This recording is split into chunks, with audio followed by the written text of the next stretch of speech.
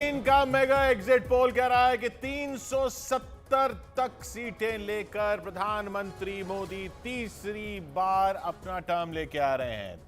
ऐसा ही लग रहा है। एग्जिट पोल के नतीजों के अनुसार असल पिक्चर 4 जून को आएगी, लेकिन कमोबेश यही तस्वीर दिख रही है। इंडिया गठबंधन को 125 से 140 सीटें मिल रही है, एनडीए के खाते में 355 से 370 सीटें आते हुए, और अन्य के पास 45 से 50 सीटें। लेकिन तीसरी बार इतिहास रचते हुए भारतीय जनता पार्टी, प्रधानमंत्री नरेंद्र मोदी यहां पर नजर आ रहे हैं।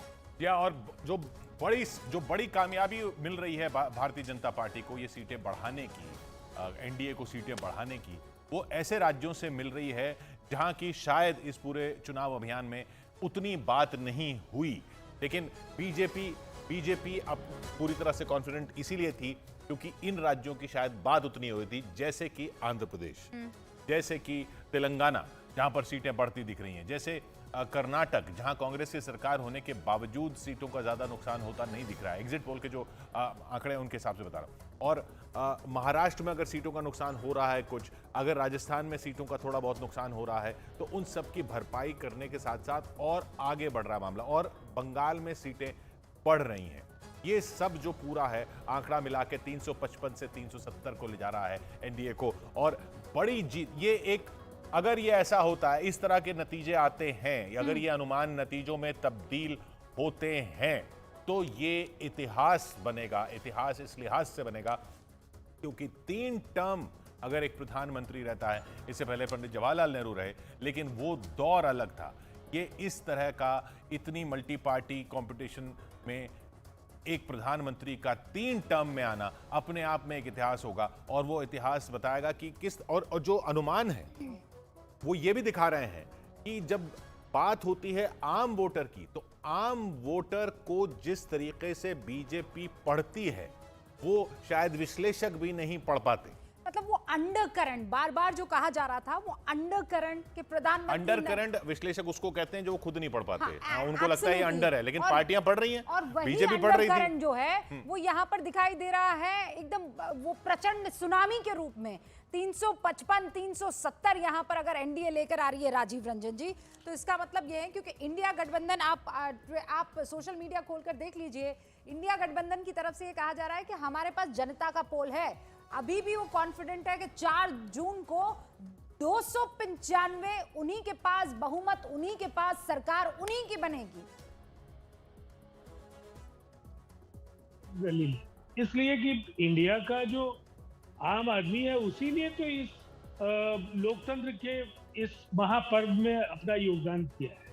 इसलिए जनता का जो पोल है उसी का ये विश्लेषण है, और जो एग्जिट पोल है, जो रुझान है, ये अभी एग्जैक्ट पोल नहीं है, लेकिन एग्जिट पोल की विश्वसनीयता पिछले चुनाव तक इस कदर बढ़ी है कि कुछ के जो एग्जिट पोल के नतीजे हैं वो वास्तविक आंकड़ों के 94% तक पहुंचे। तो मुझे ऐसा लगता है कि अब इसे ठुकराना पूरी तरह से ये सच्चाई से मुंह मोड़ने जैसा है। और एक बात बिल्कुल साफ है, मैं रूबिका जी और किशोर जी ने अभी जो बातें कही, ये सच है कि मल्टी पार्टी डेमोक्रेसी, वो दौर जो हिंदुस्तान की आजादी के बाद का था, उस समय वास्तविक तौर पर अन्य दलों का कोई प्रभाव नहीं था।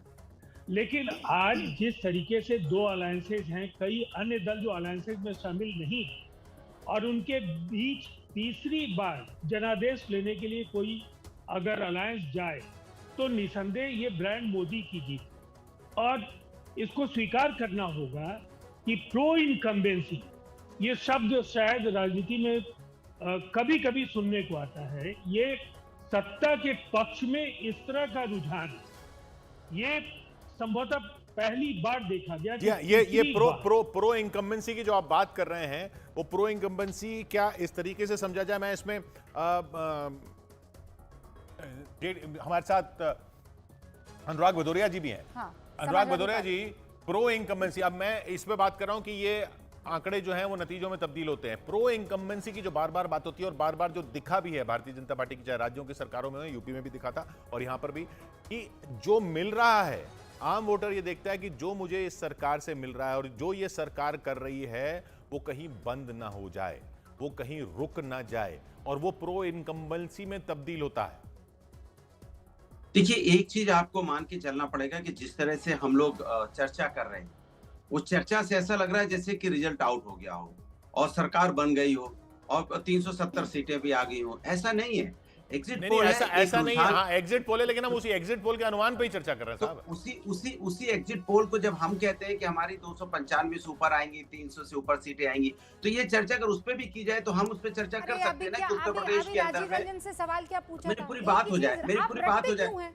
अभी राजीव अरे रंजन से, अच्छा आप मुझे बताइए, एंकर ने अभी राजीव रंजन से सवाल क्या पूछा, बताइए क्या पूछा? मैं अपनी बात कह लूं। अपनी बात मत तो- रखिए, पहले मुझे ये बताइए अरे सवाल राजीव क्या पूछा रंजन मैंने जी से राजीव पूछा, रंजन लेकिन से? राजीव रंजन जी अभी जवाब देने की उसमें नहीं है भाई। नहीं, आप ये कह रहे हैं 295 पर बात नहीं हो रही है। अरे इस कार्यक्रम की शुरुआत ही 295 पर बात करने से हुई है, अरे जबरदस्ती। मैं अपनी बात तो कह लूं।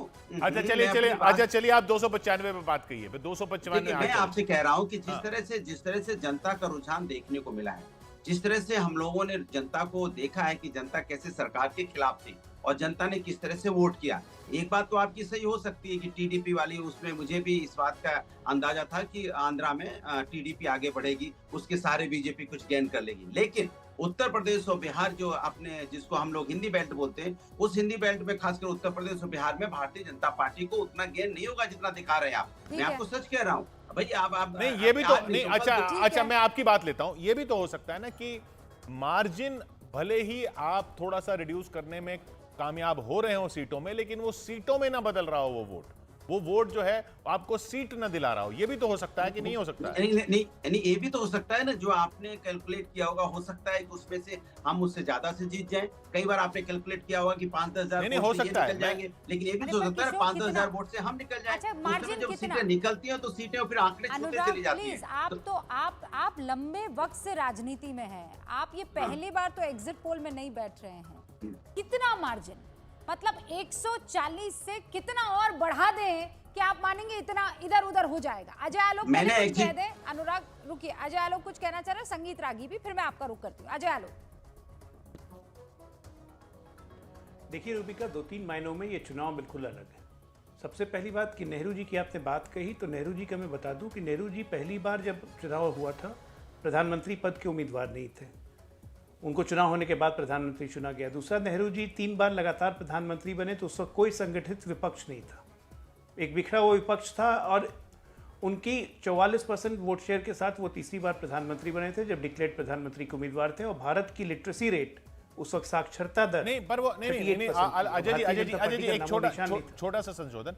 52 में जब पहला चुनाव हुआ तो वो प्रधानमंत्री थे, क्योंकि वो 47 से प्रधानमंत्री थे, तो वो प्रधानमंत्री के उम्मीदवार उस तरीके से चेहरे से वो प्रधानमंत्री थे, बिल्कुल। वो 52 में प्रधानमंत्री पद का उम्मीदवार डिक्लेयर नहीं किया गया था। हाँ, डिक्लेयर नहीं किया गया था, लेकिन वो 52 में प्रधानमंत्री पद का लेकिन उम्मीदवार डिक्लेयर नहीं किया गया था। वो प्रधानमंत्री थे, कार्यवाहक प्रधानमंत्री थे। हाँ, लेकिन फिर मेरा कहने का मतलब यहाँ ये कि देखिए, भारत की जनता परिपक्व होती चली गई। हाँ। 38% लिटरेसी रेट से 81% की लिटरेसी रेट, 83% की लिटरेसी रेट आज हमारी है। आज हमारे खिलाफ एक संयुक्त विपक्ष लड़ रहा था जिसको घमंडिया अलायंस सब लोग कहते हैं। लेकिन इस संयुक्त विपक्ष के बावजूद आज भारत की जनता की लिटरेसी रेट इतनी बढ़ चुकी है, अगर ये परिणाम आता है, हम 400 के पार जाते हैं, तो इसका एकमात्र कारण है हमारी भारत की जनता और हमारा अवेयर मीडिया, चाहे वो सोशल मीडिया हो, इलेक्ट्रॉनिक मीडिया हो, प्रिंट मीडिया हो। नहीं साहब, सोशल मीडिया, ग्रास रूट तक के लोगों को बातों को समझना। चलिए, सोशल मीडिया की आपने एक बात छेड़ी। ट्विटर पे चुनाव हम नहीं लड़ते हैं, हम जमीन पे लड़ते हैं। नहीं, बिल्कुल सही मैं है। कह रहा हूँ, ये लोग ट्विटर और यूट्यूब पे चुनाव लड़ते गए, ग्राउंड पे नहीं जाके गए। लेकिन देश की जनता अवेयर है, देश की जनता जानती है कि जो शासन में है वो क्या कर रहा है और किसके लिए कर रहा है, उनको फायदा प्रत्यक्ष रूप से हो रहा है कि नहीं। बिल्कुल रिफ्लेक्शन उसी चीज का है। अनुराग इसको जी- लोग नजरअंदाज कर रहे हैं। अनुराग जी- वो ढकोसला गया, जातिवाद और तुष्टीकरण की राजनीति का जमाना गया, परिवारवाद का राजनीति का जमाना गया। यूपी और बिहार के जनादेश यही स्पष्ट कर अगर समझना है तो आंख खोल के समझ लीजिए। ओके, तो अंधे बने रहिए। शांतनु संगीत शांतनु जी और संगीत रागी, ये जो पॉइंट उठाया ना इन्होंने सोशल मीडिया का, कि सोशल मीडिया पर माहौल बनाने से सरकार नहीं बनती। शांतनु जी, माहौल तो बनाया, इसमें कोई दो राय नहीं एक्सेप्ट करने में कि सोशल मीडिया, अगर आप देखें सोशल मीडिया पे माहौल इंडिया गठबंधन ने बहुत अच्छा बनाया। किशोर भाई बिल्कुल ठीक कहा।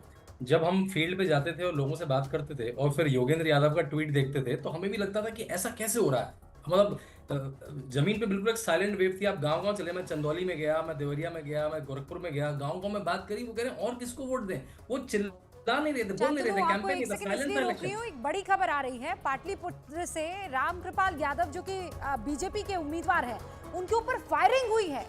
मीसा भारती उनके खिलाफ मैदान में उतरी है। पाटलिपुत्र लोकसभा क्षेत्र से बीजेपी उम्मीदवार है। जी, दो बार जीत चुके हैं वो रामकृपाल यादव। पहले तो लालू जी के साथ ही होते थे, लेकिन अभी कहे जाते थे। अब चंद्रमोहन हमारे साथ जुड़ रहे हैं। चंद्रमोहन, क्या पता चला किसने की है फायरिंग, कौन है इसके पीछे? बिल्कुल, देखिए, जो अभी तक जानकारी मिली है उसके मुताबिक मसौढ़ी का चेनारी इलाका है जहां से वो लौट रहे थे, और उसी दौरान कुछ लोग वहां पर पहुंचे और उनके गाड़ी के ऊपर, उनके काफिले के ऊपर हमला किया। और जो जानकारी मिली है रामकृपाल यादव के द्वारा, उन्होंने बताया कि उनके ऊपर फायरिंग भी की गई है। उनका एक समर्थक था जिसका सर फोड़ दिया गया है, और इसकी जानकारी पटना एसएसपी और लोकल थाने को दी गई है, जिसके बाद पुलिस वहां पर पहुंची और पूरे मामले की छानबीन चल रही है, जांच चल रही है, और रामकृपाल यादव वहां से अब पटना के लिए निकल रहे हैं। वो तो सेफ है? रामकृपाल यादव तो सेफ है? बिल्कुल, वो अभी जो जानकारी मिली है उसके मुताबिक वो सेफ है, लेकिन उनके साथ एक समर्थक जो गाड़ी में मौजूद था, उसका सर फटा हुआ है और उसको कोई लोकल नाम लिया मसौढ़ी उन्होंने, कुछ बताया है ये लोग कौन थे, क्यों उनके पीछे थे, क्यों फायरिंग हुई है? कोई शक जाहिर किया गया? हाँ, बिल्कुल, देखिए, अब तक ये साफ नहीं हो पाया है कि वो कौन लोग थे, लेकिन रामकृपाल यादव के बातचीत से ये लग रहा था कि उनके विरोधी जो लोग थे उन्होंने उनके ऊपर हमला किया। और जैसे ही उनको ये जानकारी मिली थी कि रामकृपाल यादव मसौढ़ी के विरोधी यानी वो राजनीतिक विरोधी के लिए कह रहे हैं? बिल्कुल बिल्कुल, राजनीतिक विरोधी के बारे में बोल रहे थे। हालांकि ये भी उन्होंने कहा कि पूरे मामले की पुलिस जांच कर रही है, और उन्होंने जिन लोगों को देखा है, एक दो ऐसे लोग हैं जो जानकारी मिल रही है उसके मुताबिक वो पहचानते भी हैं उन लोगों को। तो साफ तौर पर समझा जा तो सकता है चंद्रमोहन, कि हम आज इंतजार वोटिंग करेंगे खत्म कि हुआ है। पुलिस की जांच जो है वो कहां पहुंचती है, किस तरफ पहुंचती है और कौन पकड़ में आता मीसा है। भारती उनके खिलाफ चुनाव लड़ रही है, तीसरी बार वो चुनाव लड़ रही है, दोनों बार वो हार चुकी है। रामकृपाल यादव पहले लालू यादव के साथ ही हुआ करते थे, लेकिन फिर अब उनको बीजेपी टिकट के नहीं मिला था, तभी जाकर उनकी बेटी को मिल गया था, और उसके बाद उन्होंने पार्टी छोड़ी थी, और उसके बाद लगातार जीतते रहे 2014 में भी, 2019 में भी। संगीत रागी जी, ये बिहार से खबर आ रही है, पाटलिपुत्र लोकसभा क्षेत्र